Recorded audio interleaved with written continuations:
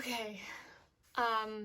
January was total chaos, so we're going to talk about it. Hello, my name is Hannah. If you are new here, welcome. If you are not new, welcome back.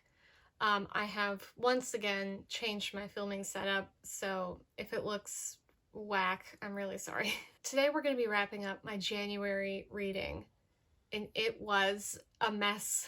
A part of that is because January in general was a mess. I went on vacation, I had COVID, I got over COVID, I started a second job, I'm now working like 60 hours a week, yada yada yada. Anyways, along the way, I finished 7 books, and I DNF'd 2. Normally with this many books anymore, I split it into 2 videos, but I feel like I have to do all of it all at once to just convey the depth and breadth of the variety in genre and quality.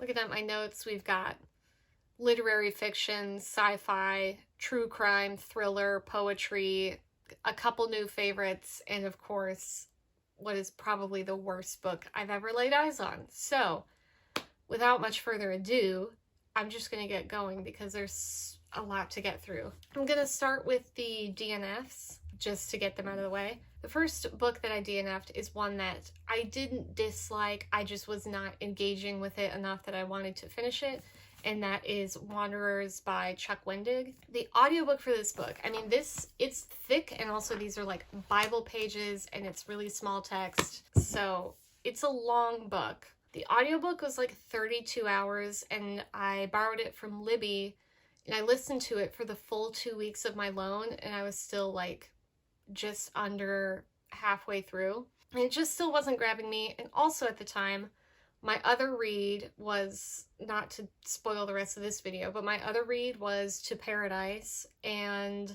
I was watching Station 11, and Omicron was getting big, and then I caught COVID, so it's just like kind of all at once.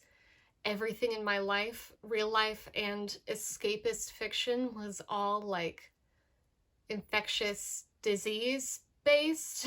I think I just needed some maybe some distance from like public health disaster stories. And this was the one that I was attached to the least, so it's the one that got jettisoned. I don't know if I'll pick it up again. There is a sequel coming out, I think in this summer maybe. But I do have the physical copy should the urge arise, and you know, I'm not like racing to half-price books to get rid of it, so we'll see. All right, this next book, oh my god. Okay, and now the next DNF was, like I said earlier, probably the worst book I've ever read.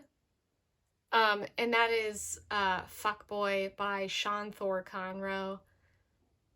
Okay, so one day I was on NetGalley. I was there for something else, I don't remember what, but on there they have their like landing page of like books that are newly available to request, and I saw this book. I saw the title and I was like, okay, very edgy, that's great. But I really liked the cover. I thought the cover looked really cool, and I still do. I can't talk myself out of liking this cover, so I requested it, didn't really think too much about it.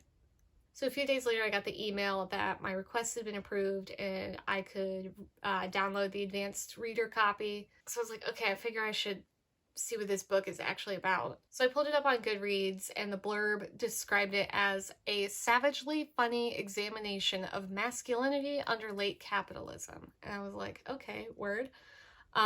Let's check the reviews. This is where it kind of went sideways a little bit. So I scroll down, I'm like, okay, a 4-star review. Ooh, a 1-star review. Okay, scroll a little further. Another 1-star review. Load more reviews. A lot of 1- and 2-star reviews. What is going on? I scrolled back up, I was like, what is the average rating of this book? For anyone who is unaware, Goodreads reviews tend to skew pretty high. Anything below like a 3.3, 3.5 is generally kind of a red flag. And at that time, I don't think I'd ever seen a book that had less than 3 stars. And for context, before this book, The lowest rated book I've ever read on Goodreads was You're on an Airplane by Parker Posey, and that has an average rating of about 3.13. That was the worst, the lowest rated book that I had read before this book. And last I checked, as of earlier today, Fuckboy has an average rating of 2.4 stars.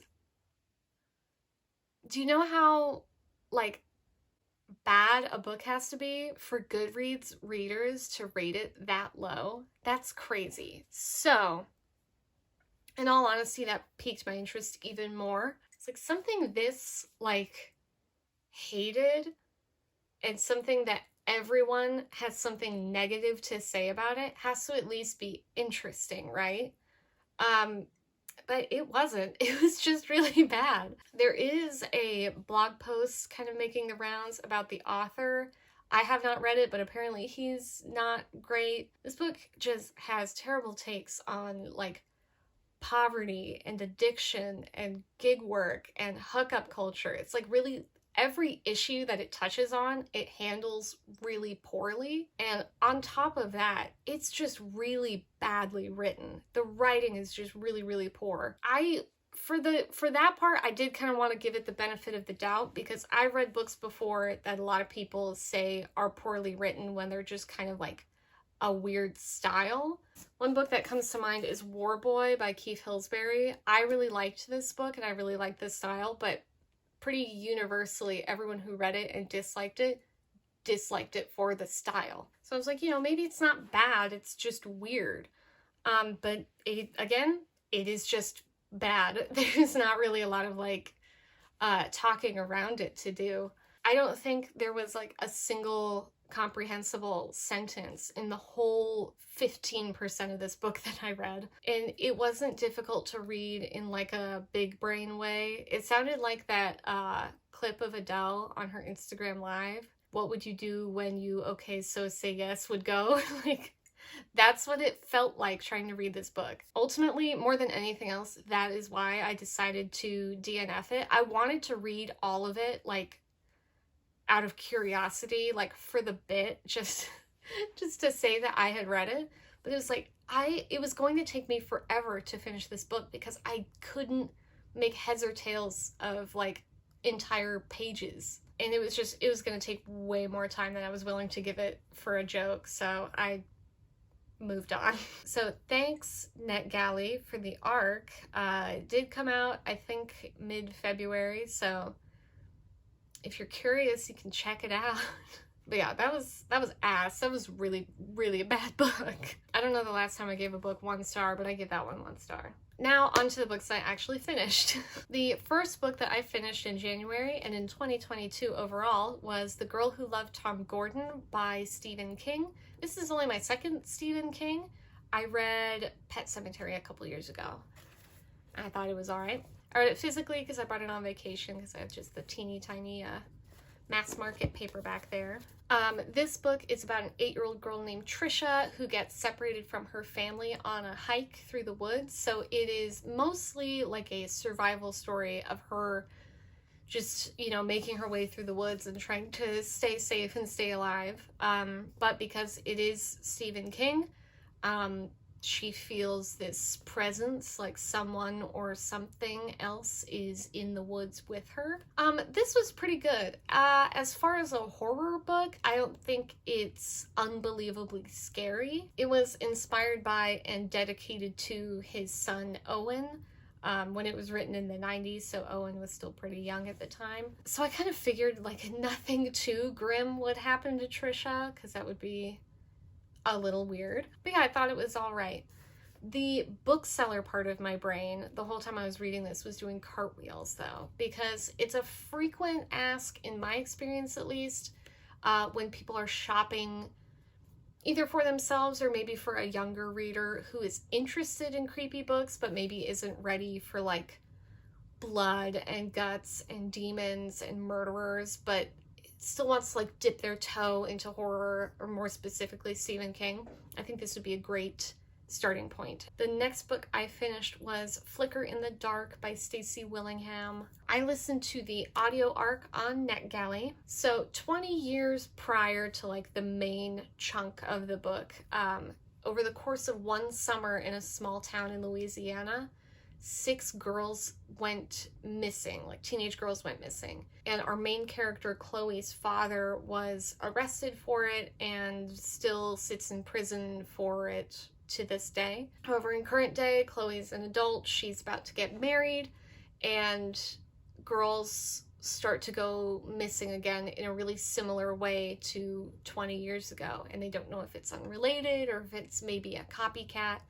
And the story kind of kicks in from there. I find just as often as not that I don't really get along with this kind of thriller, and this isn't something I would probably normally pick up. However, it is being developed into an HBO Max TV show to be produced by Emma Stone's Fruit Tree Productions, as well as A24. So I was like, okay, well, I've got to read it. It was fine.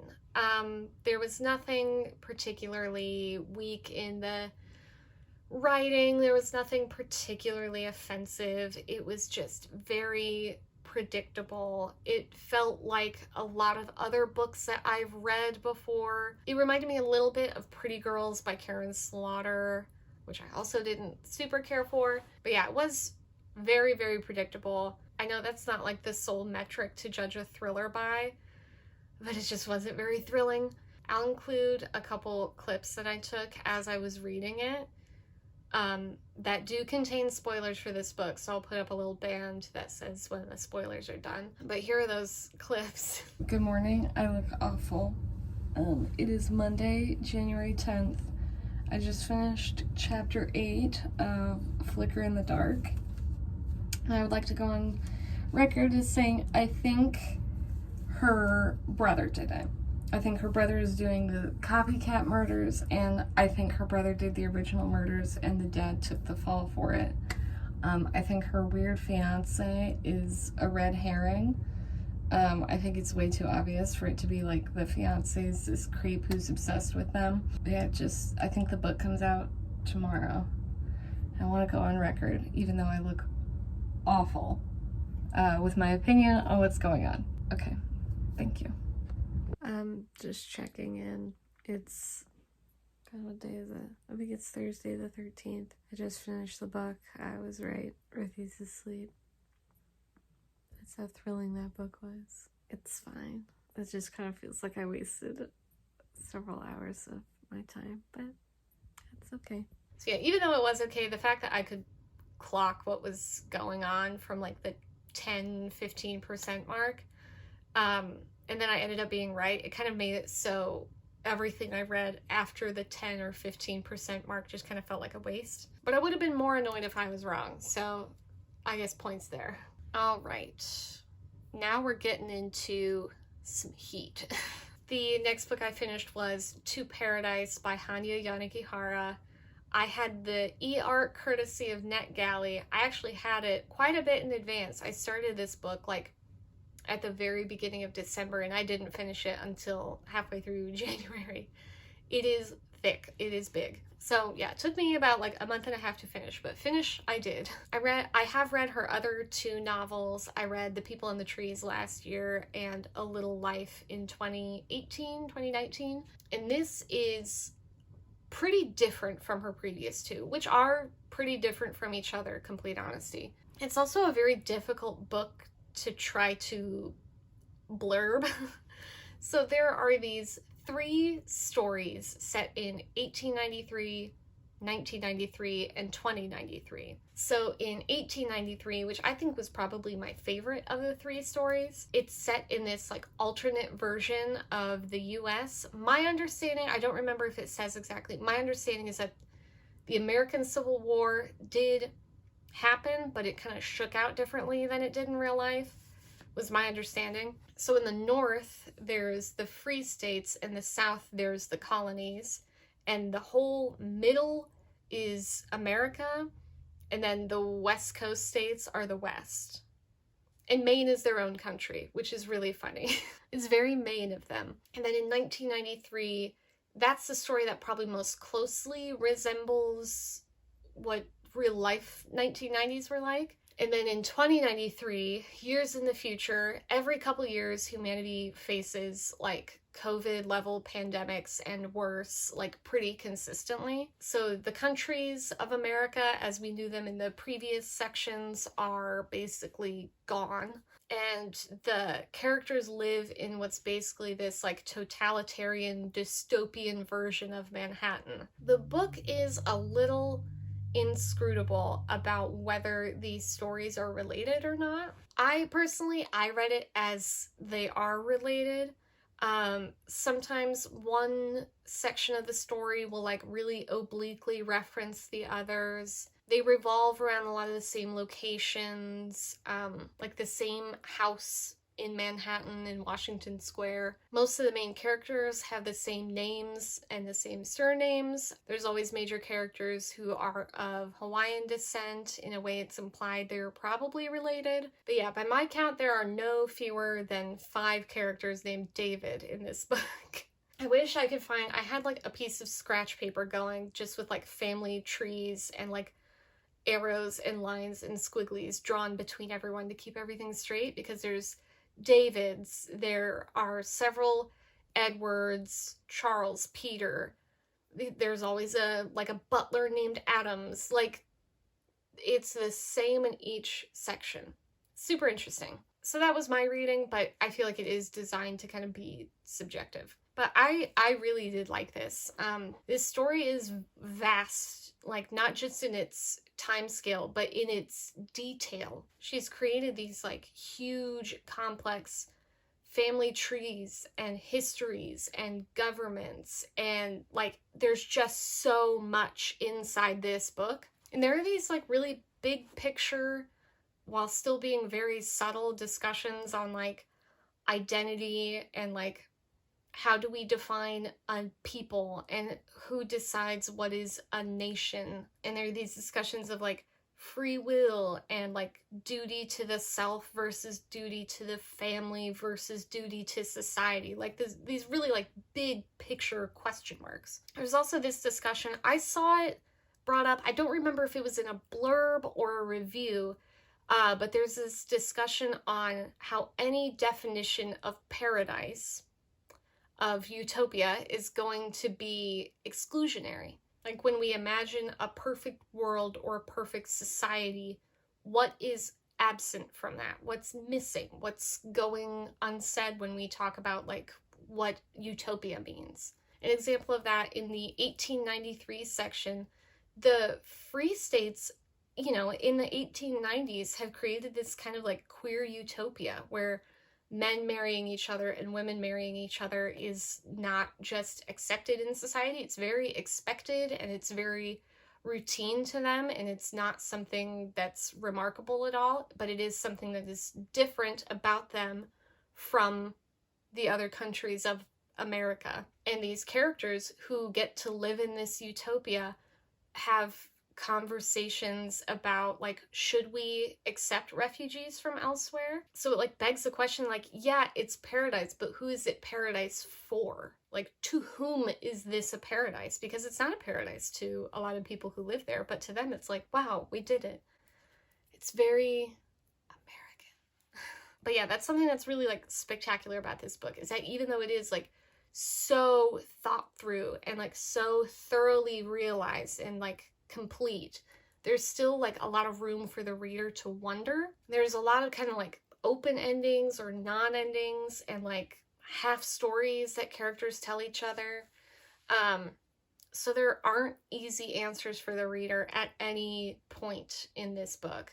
So yeah, if you've been interested in Yanagihara's work before, but have kind of been put off by like all of the conversation around the content and the like very upsetting content of her other 2 novels, I think this is a much friendlier place to start. I'd say it's still definitely worth looking at trigger warnings and content warnings, but I think it's definitely not nearly as bleak and pervasive as her 2 previous books. The next book I finished was a poetry collection, and that was The New Testament by Jericho Brown. I read the ebook on Hoopla. It's part of my continued endeavor to read more poetry. This collection first came on my radar actually quite a few years ago. I saw someone on YouTube talking about it. I don't remember who. And then since I first heard about this collection, Jericho Brown's second collection, The Tradition, came out to huge success, huge acclaim, won the Pulitzer Prize in 2020. And quite frankly, I had just DNF'd Fuckboy and I was like, I need to put something else in my eyes. I need to like wash out my eyes with something good. So I thought this would be a good jumping off point, and it really, really was. This was a great poetry collection. I loved the rhythm that was in a lot of the poems. It just felt so natural and so easily understandable, even to like a poetry novice like myself. And I really loved, there's no wasted words in any of these poems, really. It felt like he's like chipped away the excess and all that's left is just like the heart of the matter. My favorites from the collection were Colosseum, The Interrogation, Paradise, To Be Seen, Make Believe, and Eden. Those are my favorites. I've been filming for a half hour and I have 3 books to talk about still. Oh my god. Okay. The next book I finished was In with the Devil by James Keane and Hillel Levin. I listened to the audiobook on Hoopla. I picked this one up because of the upcoming TV adaptation coming to, I believe, Apple TV+. It's going to star Taron Egerton and Paul Walter Hauser, and I believe Ray Liotta is also going to be in it, so okay. The pitch for this book is a little long-winded, so stay with me. So a man named Jimmy Keane, the co-author, he was very wealthy, very charismatic, very successful man. One day he gets busted and gets sentenced to prison for 10 years on drug charges. However, he gets a very unusual opportunity while he's in prison. He's offered to go into this kind of special prison / medical facility, basically undercover. And his job in there is basically to befriend and elicit a confession from a serial killer named Larry Hall. The feds are convinced that he killed more people than they found, and they want to know where the bodies are, and they want to keep him from getting out on an appeal because they believe that he's still dangerous. So if Jimmy can get this information, get this evidence from Larry, Jimmy gets to get out of prison. That's his get out of jail free. This really was an instance of, this story is really unusual and really interesting, but the book just kind of wasn't. For one, there's a lot of just padding. There's just a lot in here that doesn't really provide that much insight into the individuals involved. And like when you pick up a book like this, you want to read it for this weird like undercover operation, you know? Frankly, I don't care that he sold a bunch of drugs and started many, many small businesses before going to prison. I'm like, great. That doesn't tell me much. Like it's sometime past the halfway point of the book that he even starts speaking to Larry Hall. And honestly, it is resolved pretty quickly, which again, it's a nonfiction book. I don't expect them to just try to make it up and make it more interesting for the sake of a book, but it's like, if it's not interesting enough to fill a book, maybe don't write a book. Jimmy Keane did co-write his own book here, which has its benefits and its drawbacks. The main benefit being that obviously he was there, so he knows what happened. The drawback, however, is that he is, not impartial to himself or his role in the story. I thought it was really funny. The subtitle of the book is A Fallen Hero, a Serial Killer, and a Dangerous Bargain for Redemption. And I'm like, Jimmy, are you the hero? Are you the hero who fell, Jimmy? Like, okay, you were good at football in high school. That's not the same thing as being a hero. I'm really sorry, man. And sometimes some of the things that the authors would say just struck me a little sideways. Like a couple examples, at one point they have to deal with this court of appeals that's apparently like famously unreliable, and they very casually refer to it as like, oh yeah, the schizoid court of appeals. And it's like, you're professional writers, ostensibly, because you're being paid to write a book.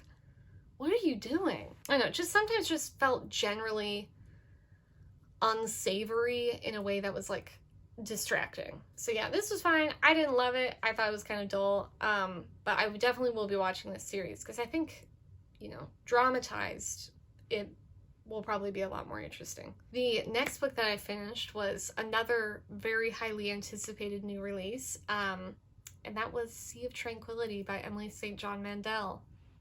I got the e-arc on NetGalley. It doesn't come out till April, but I did read it this month, so I definitely wanted to talk about it. Also, I had not used the wish list feature on NetGalley before, so I found the arc and I wished for it, and then I got it, and I was like, great. And literally within 12 hours, I got another email that was like, hey, you haven't downloaded it yet. What's going on? I was like, oh my god. This book is very difficult to try to pitch. No one does a good job of it, and I don't think I will either, so I'll do my best. So it takes place across this huge span of time from 1912 to like the 2400s. It's a little bit like To Paradise in that way, that it's a big hunk of time. So all the way back in 1912, there's a young man named Edward who is walking in the Canadian wilderness, and he kind of hears this really strange phenomenon. He hears violin music along with some kind of like machine noise that he doesn't recognize. And then 100 years down the line, a girl takes a home video while she's walking and experiences a very similar kind of phenomenon. And then 100 years after that, a scene is described in a novel that is also very similar. So a man in the way future, in the 2400s, is basically tasked with investigating like these weird little tidbits of weird shared experience that are happening across time. If that makes sense. It's really hard to make jacket copy out of, and heaven help whatever editor's job that was. I loved this. I really loved this. I won't go into too much detail because it isn't out until April, but just know that I really loved it. This is only my third of Emily St. John Mandel's books that I've read, but something I am so impressed with, because I also just reread Station 11. I love her ability to take these like really far-reaching, really complicated stories and like pluck out these moments that are like really intimate and really heartfelt. And that's just something that she's great at in every book of hers that I've read. This also feels like the book that she most directly kind of reckons with the success that Station 11 brought her. She'd written a handful of novels before Station 11 came out, and that one was like just a huge hit and a huge success. So the author character who writes the novel in the 2200s, she is quite like Emily St. John Mandel, and she writes a novel that's not dissimilar to Station 11. So that felt more like recognizably personal and like really like immediate and obvious, like more so than anything else that I've read by her before. So yes, I loved this. I gave it 5 stars. I am still thinking about it like a couple weeks after the fact. Also, I don't think it's necessary to have read The Glass Hotel, but the events and characters in The Glass Hotel are like referenced in this book, and it takes place like in the same universe. So yeah, love that. Okay, and the final book that I read in January was Stay With Me by Ayobami Adebayo. I had seen, I believe, Jean from Bookish Thoughts. I'd seen her talk about this book back a while, and it just sounded really interesting. I listened to the audiobook on Libby. So, okay. There is a Nigerian woman named Yejide. She's been married to her husband for a couple years now, and they still don't have any kids. The expectations of their families and of their community basically are that if they are having a hard time having kids that her husband will take a second wife in order to have kids. They've sworn up and down they are not interested in doing that. That's like not part of the plan for them. They're just going to keep trying. But the years keep kind of going by and they still can't have a kid and they still can't really figure out why. And then one day the family shows up with another young woman and Yejide's like, who is this? And they're like, oh, this is Akin's second wife. And she's like, excuse me? So basically she's like, I have to get pregnant and soon so I can get this chick out of my marriage. And the book spirals from there. Oh my god. This was so good. I was expecting maybe like some kind of marriage melodrama, but there is way more to it than that. It ended up being this like shocking, tense, like psychosexual, not thriller, because it's not, I don't want to call this a thriller because it's really not, but it was thrilling.